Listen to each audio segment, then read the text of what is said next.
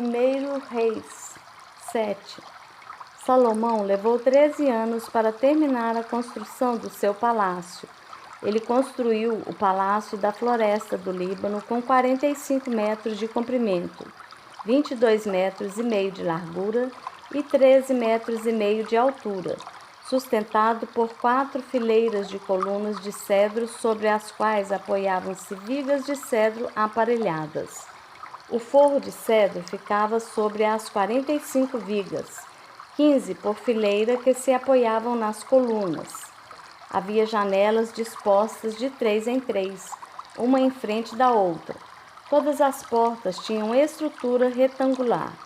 Ficavam na parte da frente, dispostas de 3 em 3, uma em frente da outra.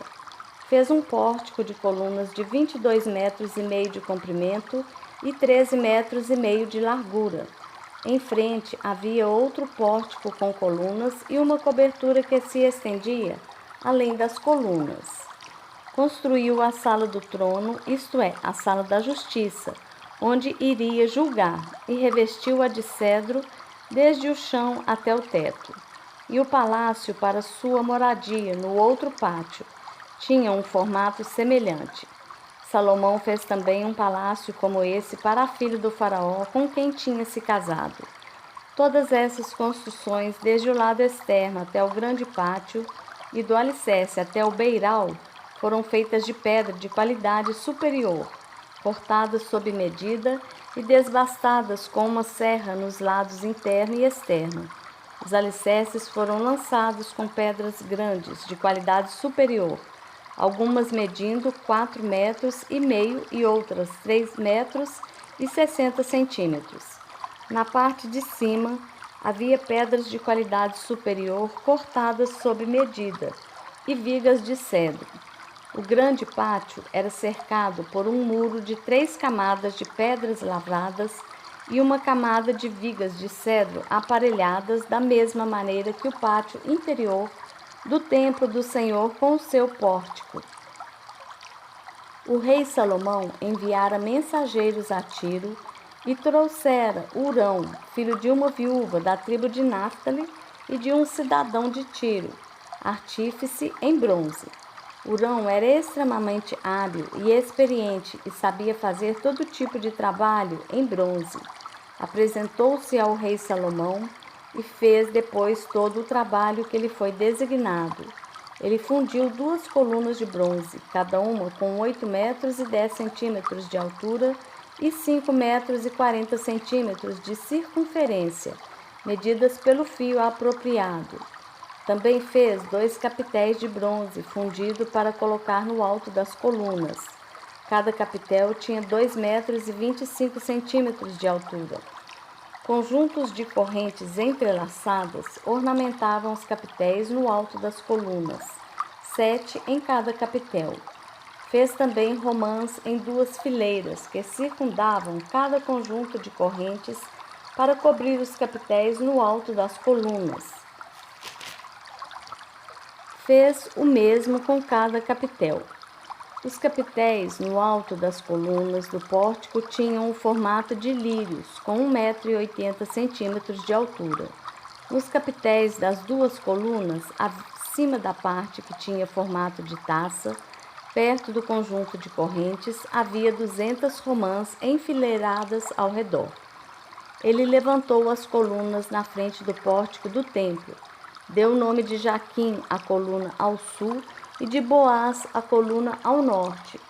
Os capitéis no alto tinham a forma de lírios e assim completou-se o trabalho das colunas.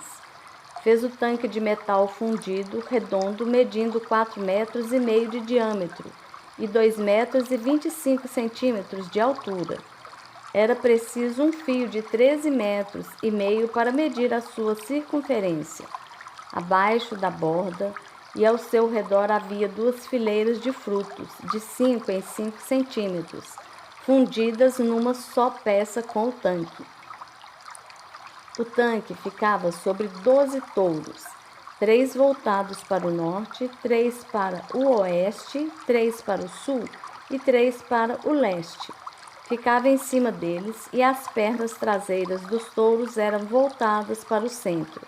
A espessura do tanque era de 4 dedos, e sua borda era como a borda de um cálice, como uma flor de lírio.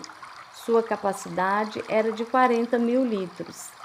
Também fez 10 carrinhos de bronze, cada um tinha 1,80 m de comprimento e de largura, e 1,35 m de altura.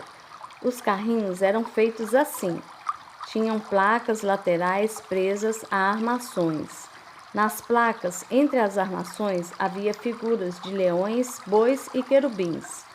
Sobre as armações, acima e abaixo dos leões e bois, havia grinaldas de metal batido. Em cada carrinho havia 4 rodas de bronze com eixos de bronze, cada um com uma bacia apoiada em 4 pés e fundida ao lado de cada grinalda. No lado de dentro do carrinho havia uma abertura circular com 45 centímetros de profundidade. Essa abertura era redonda e com sua base media 70 centímetros. Havia esculturas em torno da abertura. As placas dos carrinhos eram quadradas e não redondas. As 4 rodas ficavam sob as placas e os eixos das rodas ficavam presos ao estrado. O diâmetro de cada roda era de 70 centímetros. As rodas eram feitas como rodas de carros. Os eixos, os aros, os raios e os cubos eram todos de metal fundido. Havia 4 cabos que se projetavam do carrinho, um em cada canto. No alto do carrinho havia uma lâmina circular de 22 centímetros de altura. Os apoios e as placas estavam fixados no alto do carrinho. Ele esculpiu figuras de querubins, leões e tamareiras na superfície dos apoios e nas placas, em cada espaço disponível com grinaldas ao redor. Foi assim que fez os 10 carrinhos. Foram todos fundidos nos mesmos moldes e eram idênticos no tamanho e na forma. Depois, ele fez 10 pias de bronze, cada uma com capacidade de 800 litros, medindo 1,80 m de diâmetro, uma pia para cada um dos 10 carrinhos. Ele pôs 5 carrinhos no lado sul do templo e 5 no lado norte. Pôs o tanque no lado sul, no canto sudeste do templo. Também fez os jarros, as pás e as bacias para aspersão. Assim, Hurão completou todo o trabalho de que fora encarregado pelo rei Salomão no templo do Senhor.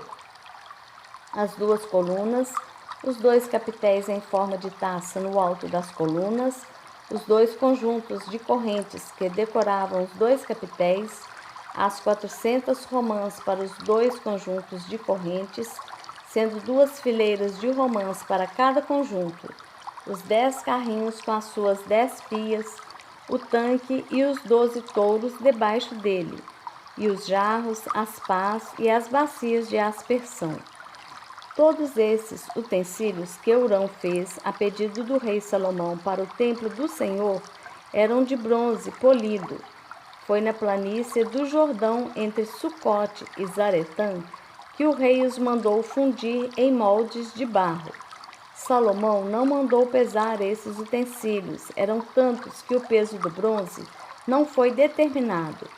Além desses, Salomão mandou fazer também estes outros utensílios para o templo do Senhor: o altar de ouro, a mesa de ouro sobre a qual ficavam os pães da presença, os candelabros de ouro puro, 5 à direita e 5 à esquerda, em frente do santuário interno, as flores, as lâmpadas e as tenazes de ouro, as bacias, os cortadores de pavio, as bacias para a aspersão, as tigelas e os incensários, e as dobradiças de ouro para as portas da sala interna, isto é, o lugar santíssimo, e também para as portas do átrio principal. Terminada toda a obra que Salomão realizou para o templo do Senhor, ele trouxe tudo que seu pai havia consagrado e colocou junto com os tesouros do templo do Senhor, a prata, o ouro e os utensílios.